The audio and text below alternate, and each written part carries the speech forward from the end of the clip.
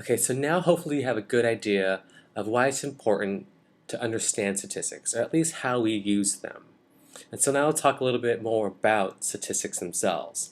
There are two main categories or branches of statistics. The first one we're going to focus on before the midterm are all about descriptive statistics. And descriptive statistics are what we've seen so far in the couple first slides. Really, usually in some form of some graph, some table, some chart, and all of these charts and tables and graphs are all descriptive statistics that help to summarize a lot of information, right? We had information about 300,000 people and about 1.4 million people, and all the deaths that we saw about all the age groups was about all the deaths in that year. So this is a lot of people, right?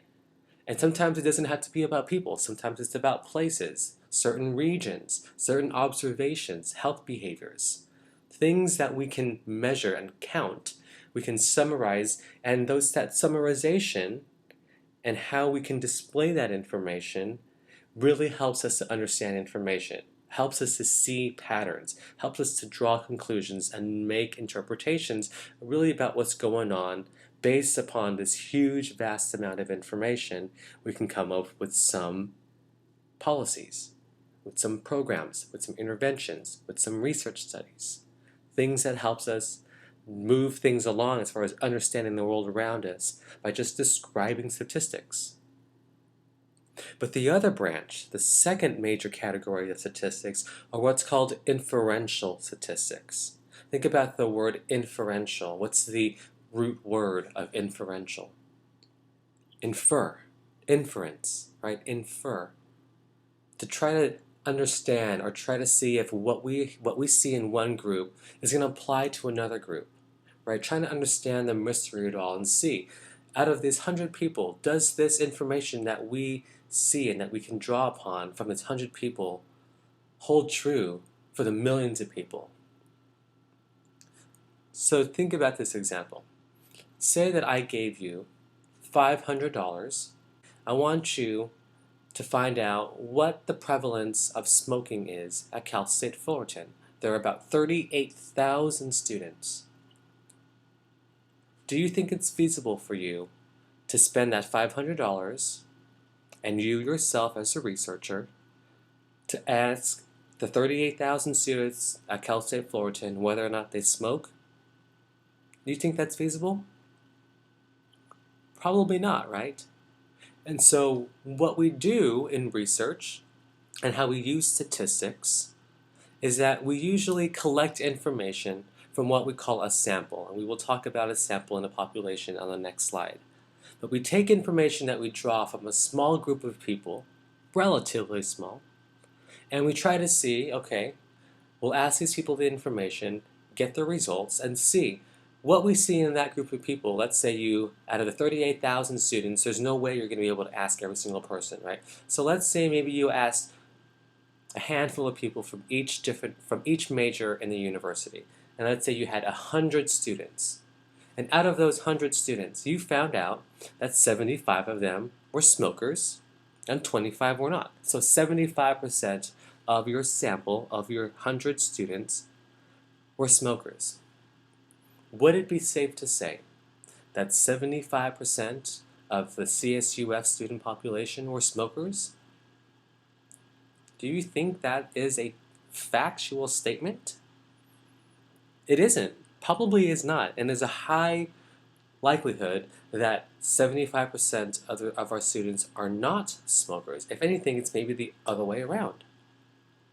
But again, you sampled 100 people, 75 of them were smokers. But I wanted to know what the prevalence of smokers were at Cal State Fullerton. You only had $500, you found out 75%. Am I then to believe that 75% of the student population in the entire university are also smokers? Not so much. So the idea behind inferential statistics is to see if you can use information from a sample of people to make informed generalizations, to see if what you see in the smaller will hold true in the bigger. And this is what we call representation, generalization. And we'll talk about representation in a little bit as far as seeing whether or not this you're sampled looks like your population. So I keep throwing these words, population and sample, all around. Alright, so here we go. Population is really an entire group of people that you're interested in studying. It's as simple as that. And you can define your population to be whatever it is that you want. So let's say college students. Okay, well, my target population, study A, is going to be US college students. That's my target population. And I can pull students from all over the country, maybe one from each state or two from each state. And that will give me 100 students. Those 100 students are my sample, and my target population is the entire US college student population. Or I could say that my target population is Cal State Fullerton students. And of them, we're going to sample 100 students, a handful from each major, and that makes up my sample. And so the research that I do, I study chronic pain. And so my target population would be US older adults living with chronic pain. But there's no way that I can do my research on every single person in the US that's living with chronic pain. So because I live here in Southern California, I'm going to sample the people that live here in Southern California because that's easier for me and I have access to those samples. Whereas a sample is really just, again, the segment, the small segment of population that you actually end up studying, the ones that you actually end up getting data from. So again, because I live here in Southern California, I usually recruit our research participants from LA, Orange County, San Bernardino County. We want, and we hope, that our samples look like the larger population. Right? Again, thinking about the example of smokers at Cal State Fullerton. Hopefully, the people in our sample look relatively similar to those in the target population, and that's the whole idea of representativeness. Here's some real-world examples, again, of some more descriptive statistics. Right? We have an infographic here on the left that's showing us the top 10 causes of death in the U.S. by age. And we can see, for ages 1 through 4, leading cause of death, accidents. But look at this. Every single age group here, from age 1 through 44, leading cause of death are accidents. But notice a little bit more information here, another term.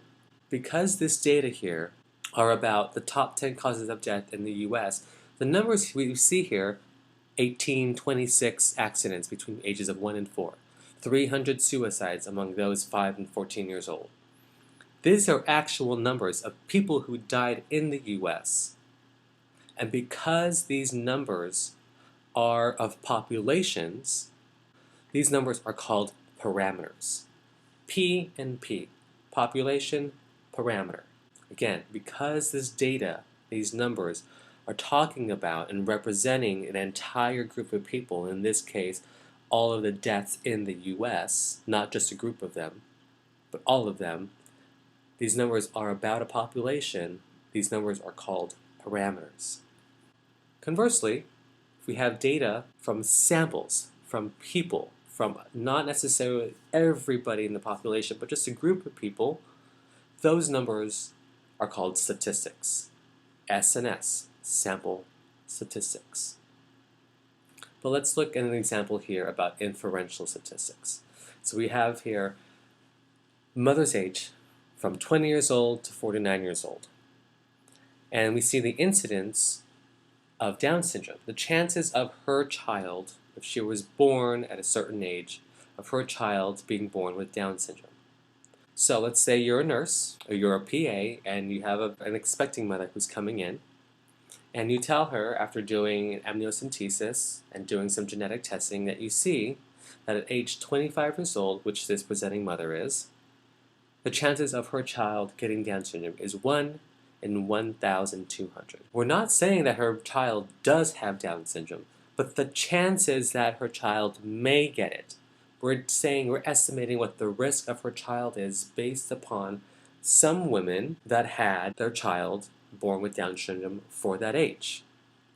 And so we were trying to see, okay, does this information that we collected from a group of women that base these numbers, these 1 in 1,200, the sample of women who were 49 years old, and we found out that 1 out of every 10 of these women who gave birth, their child had Down syndrome. It's not out of every single woman who was 49 years old and they had a child and 1 out of 10 was Down syndrome. It was from a sample of them. And these numbers here, estimating risk, is all about trying to see if we can infer the risk to all pregnant women. All of them who are 25 years old, all of them who are 49 years old, and see that no matter what, if you're 49 years old, the chances of your child are 1 out of 10 getting Down syndrome. So again, hopefully you're starting to see the difference between descriptive statistics, where we're just describing and summarizing data, and inferential statistics, where we're actually trying to infer and trying to, in a sense, predict. And we'll talk about that in a little bit. So again, one last example of inferential versus descriptive statistics. Let's talk about presidential elections. And let's talk about, at the very end of the presidential election, we know how many people voted for Romney, and we know how many people voted for Obama. Because this is a count of every single voter, these numbers are parameters. But because we know all of these numbers that have already happened, that are now actually fact, these are descriptive statistics. We know these numbers, we can count these people. Whereas inferential statistics, before the election, you probably hear on the TV and on the news about all these different election poll results saying, oh, Romney's up by 3 points. Oh, Obama's up with 42% over 39% lead. Right? All of these numbers, all these percentages are just from a group of people. And they asked a group of people, and we ended up saying, who are you likely to vote for? Who are you likely to vote for? And they end up kind of getting an idea of who's going to vote for whom, but really at that point, we don't really know who is going to win, right? We're guessing. We think who's going to win the election, but we're really not sure. And part of this is this whole idea of making predictions, and that's a big focus of what inferential statistics are. So here's a video that you can watch that talks a little bit more about descriptive and inferential statistics from just a different perspective. So now that we know what descriptive and inferential statistics are, one thing that we can do using both of them is what's called hypothesis testing, or testing hypotheses. And this is really the focus of the second half of the semester, where things kick up a notch. And really, hypothesis testing is really being able to test a theory. You know, in a theory, you haven't taken your theory class yet, your Health Science 440 yet, but you will this coming year. But essentially, a theory is some type of explanation, some way of explaining or modeling why things happen. And we can test these theories to see whether or not they hold true and help explain phenomenon or help explain behaviors by using statistics to help us see whether or not there are actually relationships between things that we predict or things that we think are really happening. And so based upon theories, based upon education and other literature and things that we understand, we can develop hypotheses, educated guesses, and based on these hypotheses, we can go ahead and use statistics to test whether or not these hypotheses are true or not. And it helps us then answer research questions. And really, these findings really help us to either confirm this theory and says, yes, if you do X and you do Y, Z is going to happen. Or it's going to say, you know what? No, not necessarily. There may be a W there that's going to get in the way of X and Y that leads to Z. And you may be completely thrown off by using X, Y, Z, W's. But I'm just trying to just explain to you exactly how hypothesis testing can be used in statistics. Okay, so here's an example of how we can use a theory to test hypotheses and test theories themselves. So we can ask people using questionnaires about certain attitudes, some intentions that they have about either exercising, not smoking, eating more vegetables, and then actually measure whether or not they actually do these things, either through observation or asking them, okay, did you actually exercise? And if so, how often did you do it? Did you stop smoking, or did you cut back on smoking? And if so, how often did you do it? And so by getting this information and this data, we can run statistics, run different analyses to see whether or not there are relationships or if there are any differences that will actually help support this theory or refute this theory. So the last thing we can do with statistics is make predictions. And we can create statistical models that will help predict a specific outcome, whether it's a health outcome or a political outcome or anything like that, a specific effect, based upon certain predictors or certain causal variables. And I want to make sure that we're clear, especially when we're talking about statistics, that we can never really talk about cause and effect with definitive fact. We can never say that X will cause Y. All we can do is really just talk about the strength of a relationship, the strength of a prediction.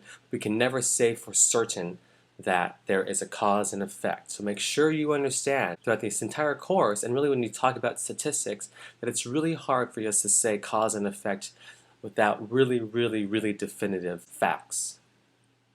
And so really one of the things we can do, again, with making predictions is based upon certain characteristics. So for example, there are life expectancy calculators out there. And really what they've done with these calculators behind the scenes is really say, okay, depending on someone's age, whether or not they smoke or not, how often they eat vegetables and fruits, or how often they exercise, maybe some genetic or family history. And based on these certain elements or risk factors that we know play a role in someone's livelihood and someone's health, that they can kind of predict using statistics and using analyses what your life expectancy is going to be. So check it out if you're interested.